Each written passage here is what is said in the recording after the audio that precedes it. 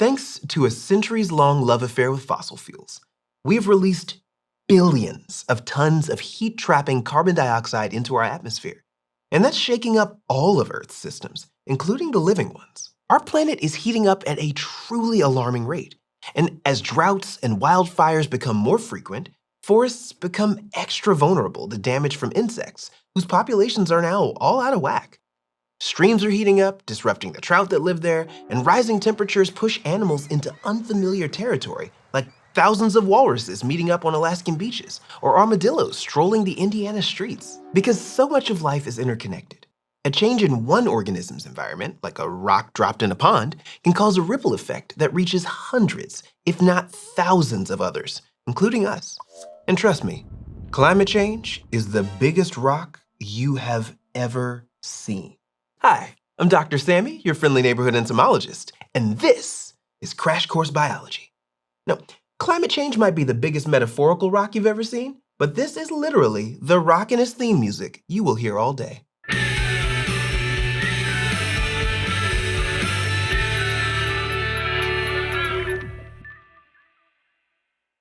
Ever since we started burning fossil fuels to power our homes, cars, and smart toilets, we've been altering Earth's natural climate. And a changing climate disrupts the entire chain of life, from tiny cells to whole ecosystems. Some changes may seem very small, but even microscopic changes can have a huge impact. Like, there are these tiny cells in a pine tree that make a sticky ooze called resin, which traps and kills mountain pine beetles that want to eat that tree. But when the tree is stressed by heat waves and droughts, its cells don't have the water that they need to make enough of that precious resin. That means entire forests transform into all-you-can-eat buffets for these beetles. Or consider the American pika, a little puffball that you might mistake for a living Pokemon. They're high in cuteness, but not so much in heat tolerance. As the summers get hotter, pikas struggle to regulate their body temperatures. They're forced to move higher and higher up the mountain slopes where they live and eventually run out of room at the top. Now, I know what you're thinking. I dare say, Dr. Sammy, if climate change's effects in there with the pika and the pine tree, maybe that's manageable. Sad, but, one moment, blot my tears. Sad, but manageable, I say. I hear you, cartoonishly evil alternate universe me. But the problem is, they don't end there. As one population changes, so does another, and another. And even though the ripples may start with one species, climate change's effects can turn them into waves that disrupt an entire ecosystem. Let's head over to the thought bubble. A kelp forest is much more than a bunch of seaweed. It's also a carbon storage container, an ocean oxygen booster, and a defender against coastal erosion. And for a bustling community of hundreds of species, it's a place to call home. Basically, kelp forests are the hot neighborhood. But as the oceans warm, that becomes true in a more literal way.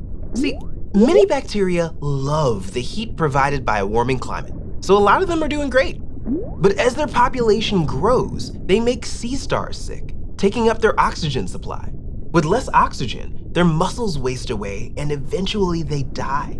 Sea stars are a natural predator of the sea urchin, the spiky purple stress balls of the kelp forest. So a decrease in sea stars means an increase in sea urchins. As kelp falls to the ocean floor, sea urchins gobble it up, which is an important job, but without enough sea stars to rein them in, urchins overdo it. They chomp the kelp forest to smithereens, and that affects the whole neighborhood. The whales who use the kelp forest like a daycare, the fish that sleep there, the birds that treat its canopy like a charcuterie board. These creatures have few choices. Pack it up and move on, or simply die out. And long after everything else is gone, the urchins remain, lying in wait, devouring new kelp sprouts before they even have the chance to grow. So by affecting just one population, climate change can have a profound effect on a whole community, and even turn it into a zombie town. So much for a beautiful day in the neighborhood. Thanks, Thought Bubble. There's no single story that captures how Earth's organisms and ecosystems will respond as the climate changes. Plants and animals alike will face shifts in water availability, temperatures, extreme weather, exposure to disease, and more. Depending on how well a species tolerates those changes, their story might be a tale of resilience or tragedy, Three big climate-caused stories are already playing out in many ecosystems. First, climate can cause populations to vary wildly depending on the species. Some species do better in a hotter, drier climate, and they multiply like the mountain pine beetles that we met earlier, living large on stressed-out trees. But other populations, like the pika, struggle in a warmer climate and are dwindling. Second, many species pack up and move as the climate changes. That can mean whole communities splitting up or reorganizing. For example, herring, one of the puffin's favorite fish, are moving north as oceans get warmer. Puffin parents are substituting a larger species of fish as dinner for their chicks, but they're often too big for the chicks to eat. Third, climate change is shifting many species' phenology, the seasonal timing of their life cycle.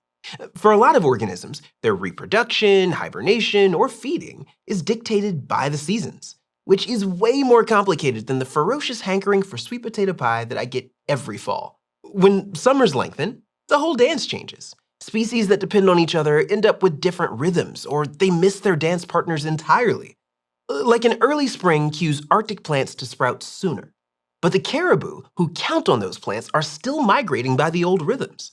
So when they arrive expecting their favorite food, dinner is already over, and there aren't enough leftovers to go around. Dr. Tanisha Williams, a plant ecologist and botanist, found a similar thing was happening with a plant called pelargonium, which you might know as the common geranium in your grandma's flower pot. Over the past century, South Africa's temperature has increased by almost 3 degrees Celsius, more than twice the global average. By comparing today's plants to historical records, Williams found that South African pelargonia are now blooming prematurely compared to their early 1900s counterparts, by almost 2 weeks. That might not sound like a lot, but if the bees can't sync up their pollination schedules with the flowers, that could threaten both species. And it's not just climate change itself that is making waves, but also the billions of tons of carbon dioxide in our atmosphere. Plants use carbon dioxide to fuel growth, so you might imagine that they're filthy rich with the stuff. But that doesn't easily translate into riches for plants. Plants are complicated systems, so turning up the carbon dioxide dial doesn't necessarily improve access to any of the other stuff they need, like nutrients and water. Many plants also thicken their leaves at higher carbon dioxide levels, as if the atmosphere is muscle milk and every day is leaf day. But thicker leaves are actually less efficient at pulling carbon dioxide out of the atmosphere, so more of it stays trapped there, where it contributes to global climate change. Non-living systems like oceans get messed up too. High carbon dioxide levels change its chemistry, causing it to be more acidic. That acidity makes it harder for organisms like coral and clams to build their calcium-rich shells and structures. It even messes with the shark's ability to hunt by scent. And while carbon dioxide can sometimes increase plant growth, it won't necessarily be the plants we want. Weeds will grow even faster, competing with the crops people depend on for food. Those crops will also be facing other stresses, like less water and drier soil as temperatures rise. And many crops grown at high carbon dioxide levels are actually less nutritious, losing crucial vitamins, minerals, and proteins that make them good eating. So these ripples will affect any creatures that eat plants, including us. And this nutrient loss could cause millions of people to face protein, iron, and zinc deficiencies by 2050. So when we talk about the effects of increased CO2 and climate change on living things, and even non-living things, we're not just talking about communities of urchins and kelp. We're talking about communities of people like you and me, but also like your grandma, and all your grandma's bingo buddies, and the cashier at the store who asks you about your day. These aren't far-off hypothetical situations. The impacts are being felt right now, even when you don't see the original stone drop. By tipping the balance of Earth's living and non-living systems, climate change sends out waves that affect all of those people, risking their food supply, their housing, and their health. And while climate change does involve everybody, its worst effects aren't shared by everyone evenly. When heat waves, droughts, wildfires, or floods strike, people with the fewest resources also have fewer options for how to respond. Low-income communities and people who consistently face inequities will be the most affected by climate change. They're more vulnerable when their homes flood, their crops fail, or temperatures soar. A lot of these people are concentrated in communities where the effects of climate change are especially intense. Each community has different needs, so there's no one-size-fits-all approach for the challenges ahead. But reducing poverty and investing in infrastructure can help the most vulnerable communities adapt.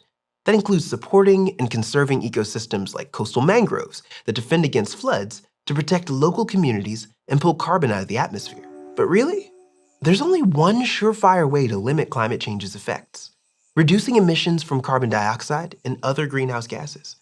There's some cool ways that people are working to do just that, and you can learn more about them in Crash Course's Climate and Energy series. But it's not just a matter of gases way up there.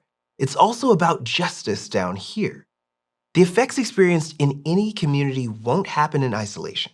That's true for all living things, whether they're a person, a puffin, or a pine tree, or, yes, a platypus.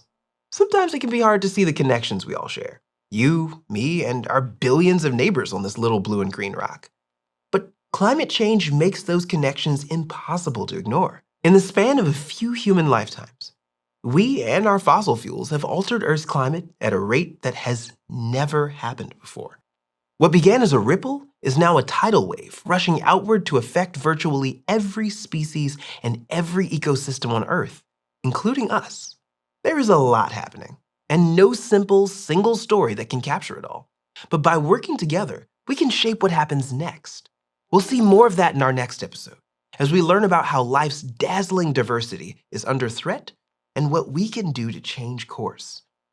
This series was produced in collaboration with HHMI BioInteractive.